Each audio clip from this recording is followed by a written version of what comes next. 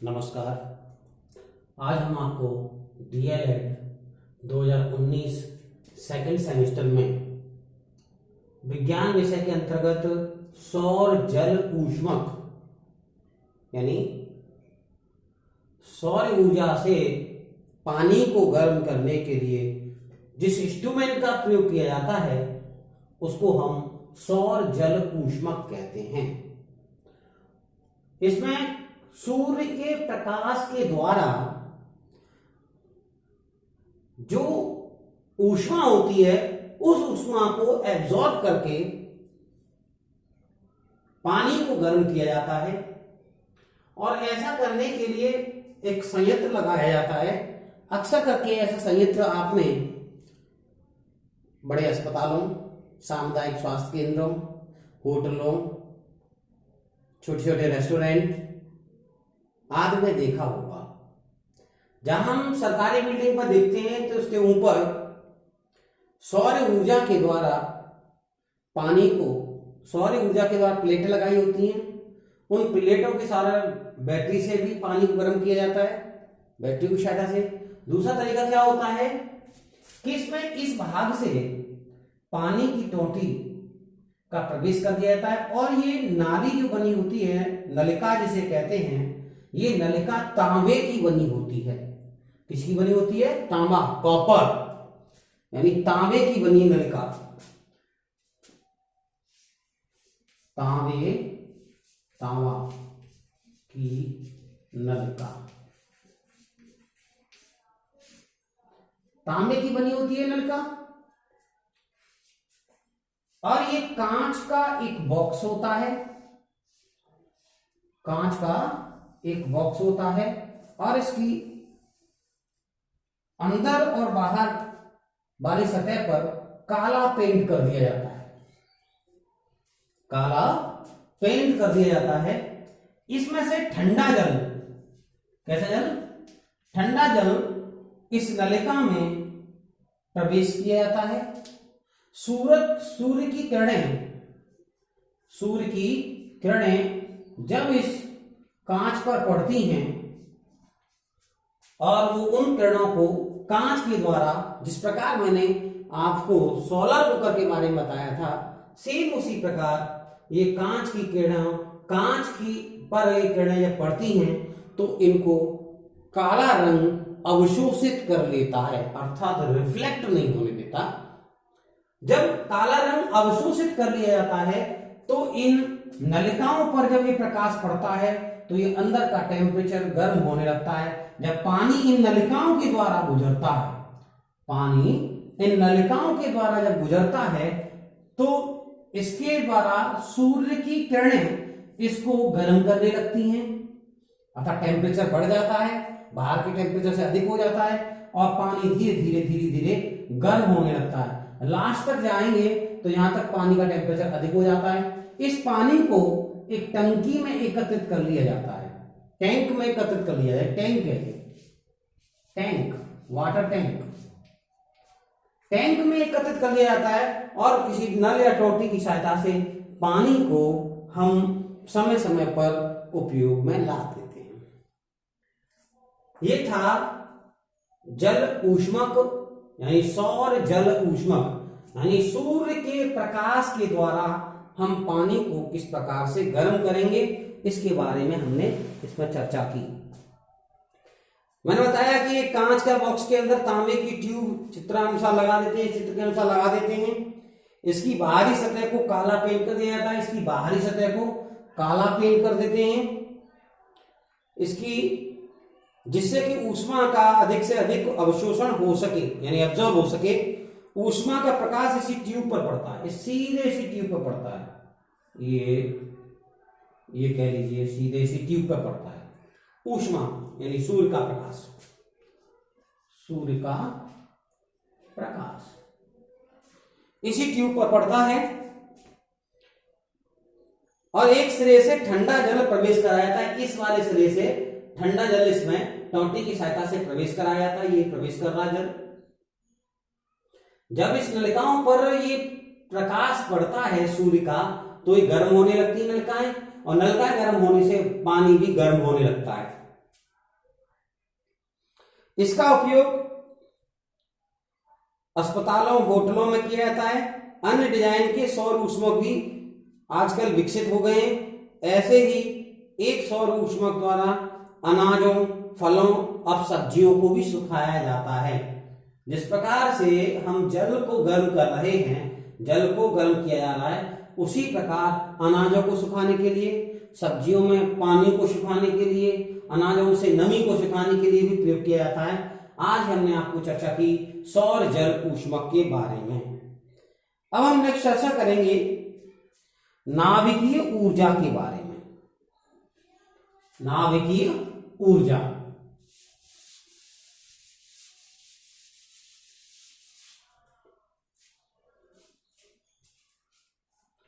नाभिकीय ऊर्जा, जिसको हमने न्यूक्लियर के नाम से भी जानते हैं। न्यूक्लियर यानी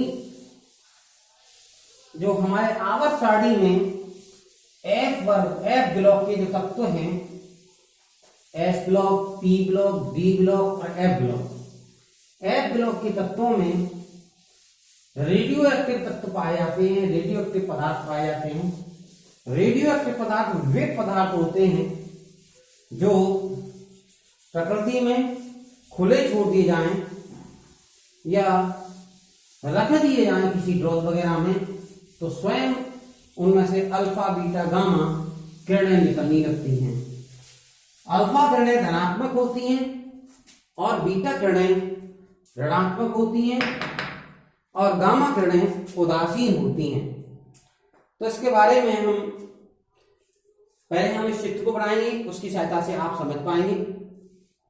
नाभिकीय ऊर्जा, नाभिकीय ऊर्जा के रूप में हम क्या करते हैं, सबसे पहले एक कंक्रीट का एक बड़ा एरिया तैयार कर लेते हैं, कंक्रीट का,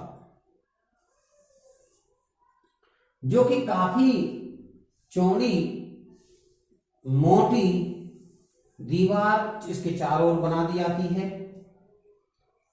और ये दीवार इसलिए चौड़ी बनाई जाती है कि यदि इसमें नाभिकीय पदार्थों का विखंडन हो, विखंडन में मैंने आपको बताया था, जब एक भारी नाभिक दो छोटे छोटे हल्के नाभिकों में टूट जाता है और अपार मात्रा में ऊर्जा निकलती है यानी ऊष्मा निकलती है,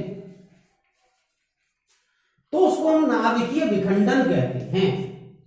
नाभिकीय विखंडन, जब एक भारी नाभिक, कैसा नाभिक, भारी नाभिक हल्के हल्के दो नाभिकों में टूट जाता है, हल्के नाभिकों में टूट जाता है और टूटने पर ऊर्जा निकलती है। यानी सेम यही प्रक्रम परमाणु बम बनाने में भी प्रयोग किया जाता है। बम जो ब्लास्ट किए जाते हैं इसी प्रोसेस पर किए जाते हैं, इसमें अपार मात्रा में ऊष्मा निकलती है।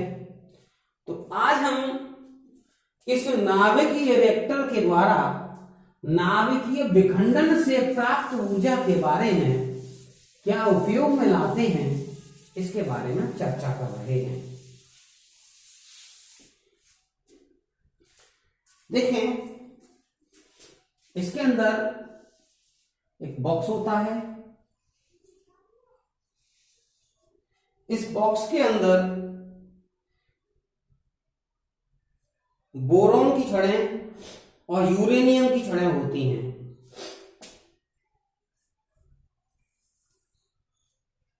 ये छड़ें होती हैं।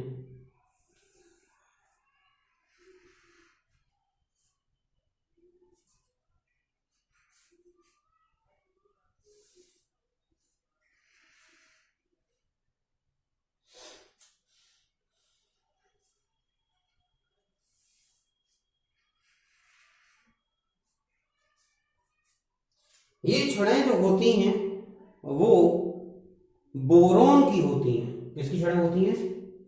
बोरोन की छड़ें, बोरोन, बोरोन। और इसमें के बीच में यूरेनियम की छड़ें फंसी होती हैं।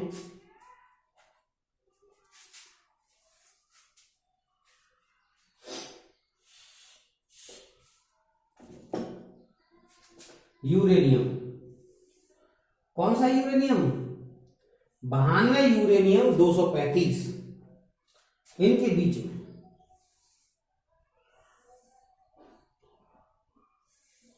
ये किसकी छड़ है? यूरेनियम की।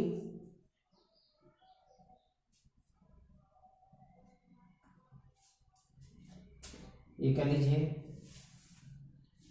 यूरेनियम, यू 92 235, यूरेनियम, ये यूरेनियम की छड़ है। और इन यूरेनियम की छड़ का संबंध नीचे इस टैंक में वाटर पंप से कर दिया जाता है।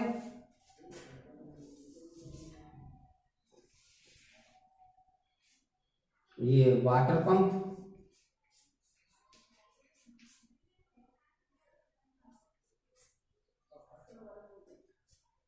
वाटर पंप, और इस वाटर पंप का इसमें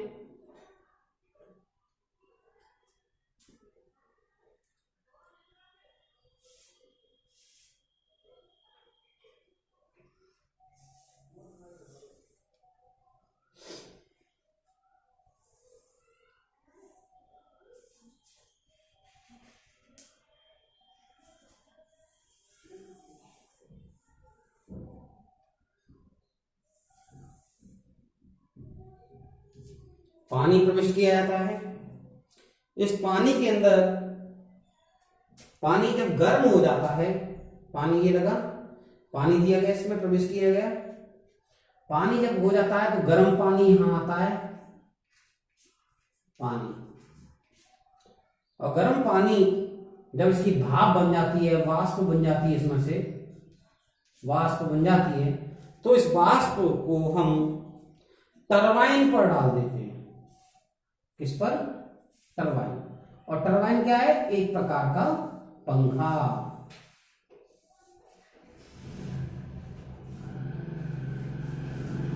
और इस टरबाइन का संबंध एक डायनामो से, जनरेटर से कर दिया जाता है।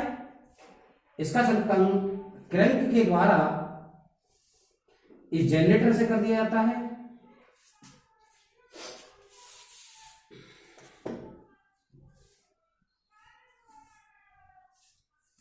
और इस जनरेटर में, जनरेटर के नाम से जानते हैं, जिसमें एक आर्मेचर लगा होता है, और आर्मेचर पर तांबे के तारों की कुंडली लगी होती है, तांबे के तारों की। इसको हम इस तरीके से भी दर्शा सकते हैं, ये आर्मेचर था, और इस तरीके से तांबे के तारों की कुंडली लगी होती है। इसके पास में दो शक्तिशाली चुंबक लगा दिए जाते हैं। ये क्या है? चुंबक, चुंबक। ये क्या है? कुंडली, तांबे की कुंडली, तांबे के तार की कुंडली।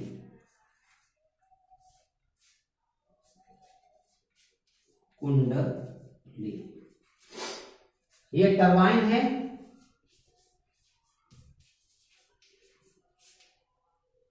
इस टरबाइन को भाप जब प्रेशर से इस पर पड़ती है तो टरबाइन घूमने लगता है। ठीक, इसका संबंध वाटर पंप से कर दिया जाता है।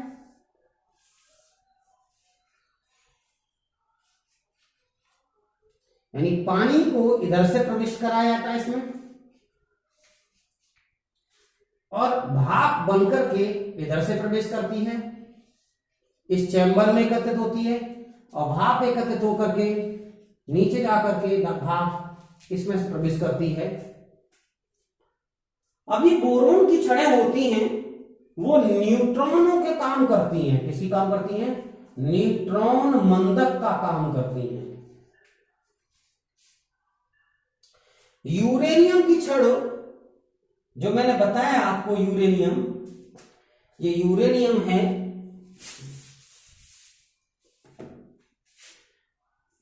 यूरेनियम, ये यूरेनियम छड़ें होती हैं, वो रेडियो एक्टिव पदार्थ है, रेडियो एक्टिव पदार्थ है ये। अब मैं इसकी चित्र बना दिया है मैंने। अब इसकी मैं कार्य प्रणाली के बारे में बात करूंगा। ये बाहर से मोटी कंक्रीट की एक बनी एक दीवार होती है। किसकी बनी होती है? कंक्रीट। और इस कंक्रीट में सीमेंट रॉड और बालू आदि का प्रयोग किया हो जाता है। ठीक है। और इतनी मोटी होती है कि इसके अंदर जब ऊष्मा का दहन होता है तो उस समय पर इस दीवार क्रैक न हो सके। इसमें यूरेनियम की छड़ें जब इसमें लगाई जाती हैं तो यूरेनियम की छड़ें स्वयं विघटित होने लगती हैं और विघटित होने पर इसमें से अपार मात्रा में ऊर्जा निकलती है। जब अपार मात्रा में ऊर्जा निकलती है तो ऐसे में न्यूट्रॉन मंदक के रूप में बोरॉन या कैडमियम की छड़ों का प्रयोग किया जाता है। और इसकी क्रिया को जब कम किया जाता है तो इन छड़ों को नीचे धकेल दिया, धसा दिया जाता है, नीचे की तरफ इनको धसा दिया जाता है इनको। जिससे क्या होता है, ये इनसे उत्सर्जित न्यूट्रॉनों को, उत्सर्जित जो पदार्थ होते हैं उनकी गति को, ऊष्मा की गति को मंद कर देती है, धीमी गति से कर देती है। और धीमी गति से करने के कारण यहां पर क्या होता है, एक बहुत गर्म वातावरण एकत्रित हो जाता है, बहुत अपार मात्रा में ऊर्जा निकलती है। मैंने अभी आपको विखंडन के बारे में बताया था। तो इसमें जब नीचे से वाटर पंप की सहायता से पानी इसमें प्रविष्ट कराया जाता है इसके चारों ओर, तो पानी अत्यधिक मात्रा में जल वाष्प में चेंज हो जाता है। और जल वाष्प में चेंज होने पर यह भाप के रूप में एक चैम्बर में एकत्रित हो जाता है। भाप के रूप में ये चैम्बर है जल वाष्प का। और इस जल वाष्प को जब प्रेशर से एक टरबाइन पर डाला जाता है, पंखों पर डाला जाता है, तो ये टरबाइन घूमने लगता है बड़ी तेज गति से। ये मैंने चित्र बनाया, तेज गति से घूमने लगता है। इस टरबाइन पर घूमने से इसके में क्रैंक की सहायता से या एक रॉड की सहायता से इसका संबंध जनित्र से करा देते हैं। जनित्र,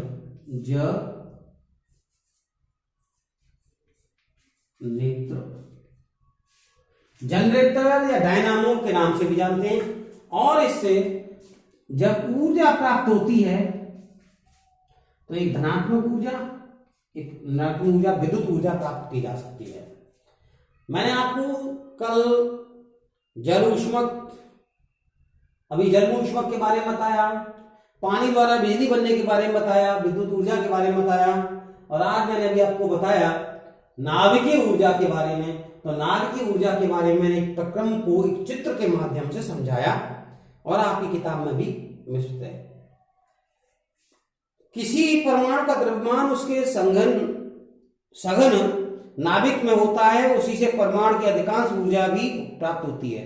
जब किसी परमाणु यानी यूरेनियम और हल्के बोरोन तथा क्रिप्टन नाभिकों में टूट जाता है तो अत्यधिक परिमाण से ऊर्जा प्राप्त होती है, यानी अत्यधिक मात्रा में ऊर्जा प्राप्त होती है। इस प्रक्रम को विखंडन कहते हैं। नाभिक के विखंडन से प्राप्त ऊर्जा को नाभिकीय ऊर्जा कहते हैं। यदि नाभिक के विखंडन की क्रिया को नियंत्रित न किया जाए तो बहुत क्रिया ये तेजी से होती रहती है। मैंने बताया था नियंत्रित करने के लिए होता है न्यूटन मंदक के रूप में। उपयोग स्वरूप में ऊर्जा उत्पादन, इसमें इस प्रक्रम में अल्प समय में ही विशाल मात्रा में ऊर्जा मुक्त हो जाती है, जिससे परमाणु बम जैसे विस्फोट किए जा सकते हैं। उपयोग में ऊर्जा उत्पादन के लिए नाभिकीय विखंडन की नाभिक क्रिया को नियंत्रित किया जा सकता है। आपने नाभिकीय भट्टी का नाम अवश्य सुना होगा। नाभिकीय भट्टी ये हमारे यूपी में नरौरा नाम के स्थान पर है। बुलंदशहर जिले में नरौरा पे उत्तर प्रदेश में। हरिकोट कोटा में है,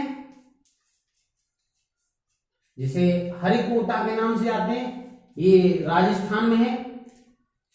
यहां पर पानी को एकत्रित करके चंबल नदी पर बांध बना करके टरबाइन के द्वारा बिजली बनाई जाती है और न्यूक्लियर रिएक्टर के द्वारा बिजली बनाई जा रही है।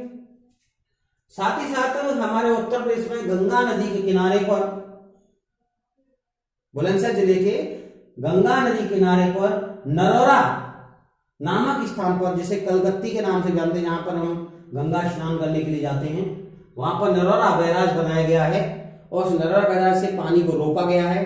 और वहीं उस नरौरा बैराज से जब वो पानी को निकाला जाता है और पानी से दो नहरें निकाली गई जो हमारे एटा क्षेत्र में हजारा नहर के नाम से प्रसिद्ध हैं, वो वहीं से निकली हैं जहां पर ये पानी का उत्पादन हो रहा, इस बिजली का उत्पादन हो रहा है, उसी जगह से निकाली गई हैं। नाभिकीय भट्टी में हमें नियंत्रित दर पर परमाणु ऊर्जा प्राप्त होती है, जिसका उपयोग विद्युत उत्पादन में किया जाता है। नाभिकीय प्लांट करने पर भाप बनाई जाती है। उच्च दाब की भाप को टरबाइन चला दिया, इससे उच्च दाब की भाप होती है। इसमें कैसा होता है? उच्च दाब उच्च दाब की जब भाप बनती है, इस भाप से टरबाइन चलाया जाता है। क्या चलाया जाता है? टरबाइन। इस टरबाइन जब घूमने लगता है और टरबाइन से उच्च दाब की भाप से टरबाइन चलाई जाती है, जो विद्युत जनित्र से जुड़ी होती है। जनित्र विद्युत उत्पादित कर नाभिकीय ऊर्जा को अंततः विद्युत ऊर्जा में चेंज कर देता है। यहाँ जो नाभिकीय ऊर्जा चल रही थी, इसको ये विद्युत ऊर्जा में यहाँ चेंज करने का काम करता है। ये ऊर्जा का एक प्रकार से रूपांतरण भी है। नाभिकीय ऊर्जा को विद्युत ऊर्जा में बदलने का भी एक प्रक्रम है ये।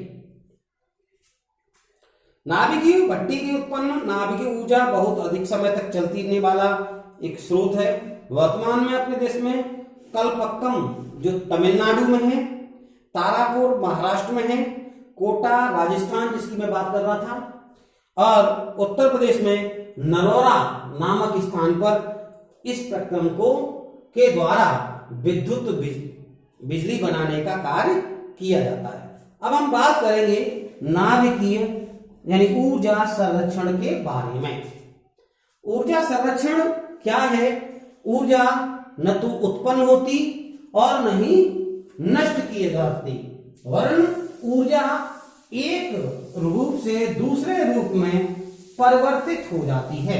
ऊर्जा एक रूप से दूसरे रूप में परिवर्तित हो जाती है, जिसे हम ऊर्जा संरक्षण का नियम कहते हैं। जैसे हम बात करते हैं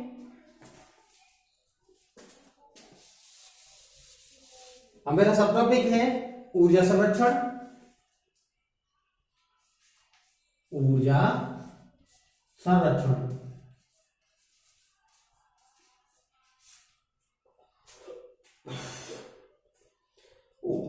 ऊर्जा नष्ट नहीं की जा सकती, नहीं की जा सकती, बल्कि उसकी रूप परिवर्तन हो जाता है।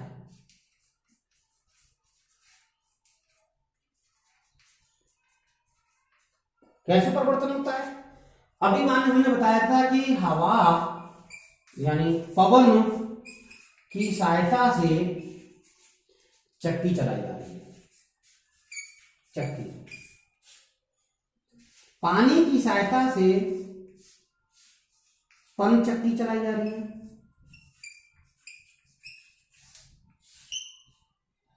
अभी हमने बताया पानी की सहायता से पानी की गतिज ऊर्जा के द्वारा, ये सभी गतिज ऊर्जा है, पानी की गतिज ऊर्जा, ये गतिज ऊर्जा का उदाहरण है, गतिज से विद्युत ऊर्जा बनाई जा रही है।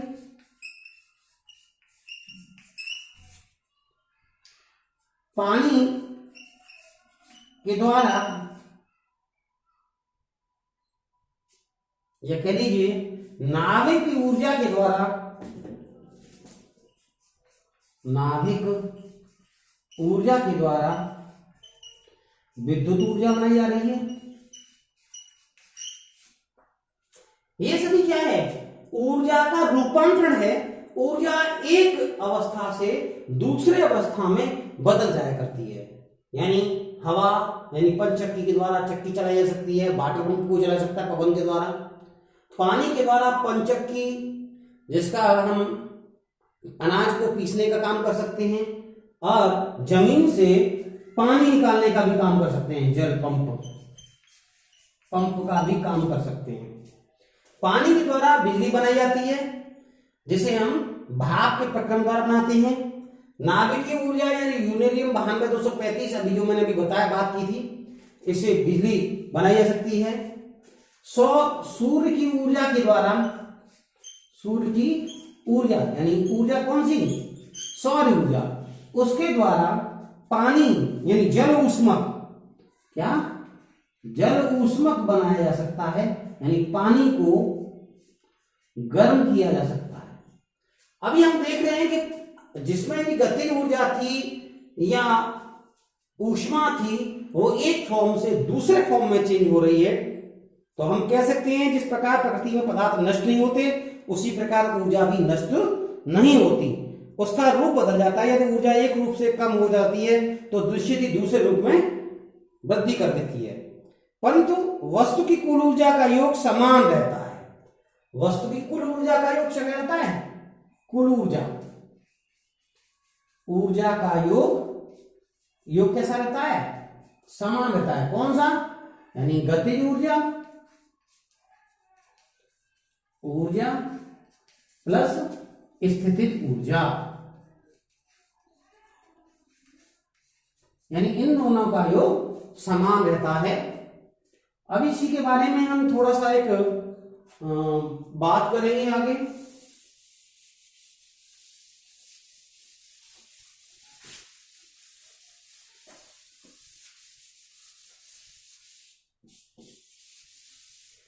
बात करें तो ऊर्जा संरक्षण के बारे में बात करें तो स्थितिज ऊर्जा का सूत्र है स्थितिज ऊर्जा बराबर होता है mgh। m बराबर द्रव्यमान, g बराबर गुरुत्वीकरण,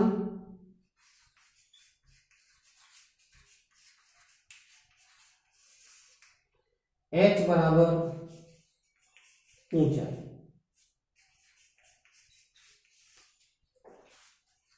यानी स्थितिज ऊर्जा का सूत्र है mgh।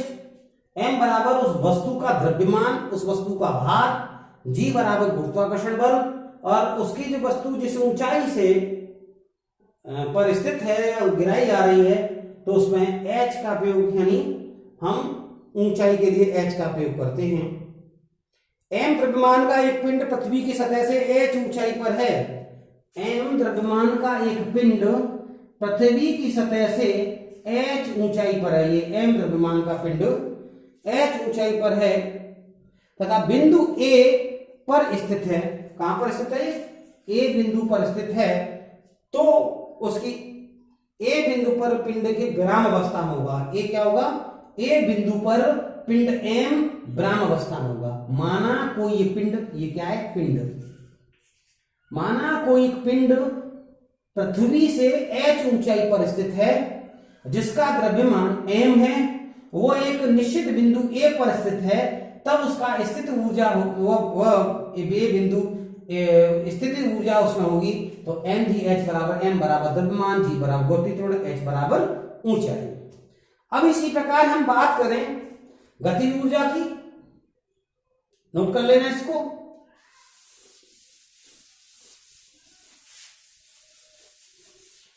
गतिज ऊर्जा की बात करें तो गतिज ऊर्जा का सूत्र है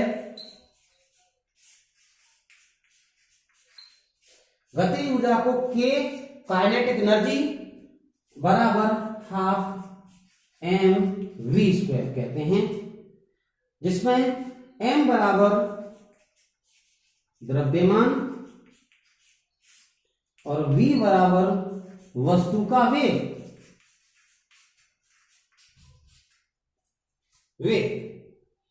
ठीक है, समझ में आया? तो इसका प्रयोग करते हैं। कल हम आपको इसके सवाल के बारे में अध्ययन कराएंगे। कल एक सवाल लाएंगे जो कि अधिकांश है इसके बारे में पूछा जाता है, कुल ऊर्जा के बारे में। जब कुल ऊर्जा की बात आती है तो कुल ऊर्जा में गतिज ऊर्जा यानी हाफ mv² प्लस स्थितिज ऊर्जा mgh, इन दोनों को निकाल करके जब सवाल बनाए जाते हैं, जैसे एक चीज दी होगी तो उन दोनों को गति ऊर्जा दी होगी, उसकी स्थिति ऊर्जा दी होगी, दोनों के मान पुट करेंगे। पुट करने पर हम उसका फॉर्मूला निकाल सकते हैं। चाहे तो आज ही देख लें।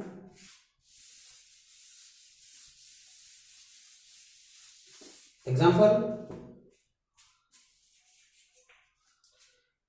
एक पिंड जिसका वजन 25 किलोग्राम है, यानी उसका मास कितना है 25 किलोग्राम, तथा 20 मीटर यानी उसका मीटर सेकंड प्रति सेकंड के वेग से गतिमान है, अर्थात v बराबर 20 मीटर प्रति सेकंड के वेग से गतिमान है। उस पिंड की गतिज ऊर्जा ज्ञात कीजिए। उस पिंड की क्या कहते हैं, यानी k ज्ञात करनी है, k बराबर ज्ञात करनी है। तो क्या हो जाएगा formula, k equal to half mv², ठीक, अर्थात इक्वल टू 1/2 इंटू m बराबर कितना है 25, v कितना है 20, अर्थात 20 का स्क्वायर। तो अब इसको हम कर सकते हैं हाफ इंटू 25 20 गुणिज 20। तो इसको गुणा कर लीजिए, इसको मैं यहां दिखाता हूं, 1/2 गुणिज 25 दूनी 50 और 50 दूनी 100, जीरो कितनी है 2, अर्थात इसको 25 दूनी 50 50 दूनी 100, या इसको सॉल्व कर लीजिए कि 25 इंटू 400, 25 चौका 100 और 2 जीरो। इससे हम इसको काटेंगे तो 2 जीरो 5 बार कटा और 3 जीरो हो गई, अर्थात इसकी गतिज ऊर्जा हुई 5000। क्या हुई 5000 इसकी ऊर्जा होगी। यदि इस प्रकार से सवाल हमारे एग्जाम में आते हैं तो हम कर सकते हैं, माना किसी पिंड का द्रव्यमान 25 किलोग्राम है, वह 20 मीटर प्रति सेकंड के वेग से गतिमान है, तो उस पिंड की गति ऊर्जा ज्ञात कीजिए। ये ज्ञात करनी थी हमें। ज्ञात करने के लिए हमने सूत्र लगाया k बराबर हाफ mv², अर्थात हाफ m की वैल्यू रख दी 25, v की वैल्यू रखी 20, यानी 20 का स्क्वायर कितना हो गया 400, और इसको हाफ mv² करेंगे तो कैलकुलेट करके आएगा 5000 ऊर्जा। इसके बारे में आया। आज के लिए इतना ही। इसको सभी आप तैयार करेंगे, पढ़ेंगे और नोट करेंगे। इस प्रकार के एग्जाम, इनमें से एक आज जो मैंने पढ़ाया इसमें से कोई एक क्वेश्चन 2 नंबर या 1 नंबर में पूछा जा सकता है, इसलिए प्लीज आप इसको कंटेस्ट करें। और आज का टीचिंग का वीडियो कैसा लगा मुझे कमेंट से माध्यम से जरूर अवगत कराएं। धन्यवाद।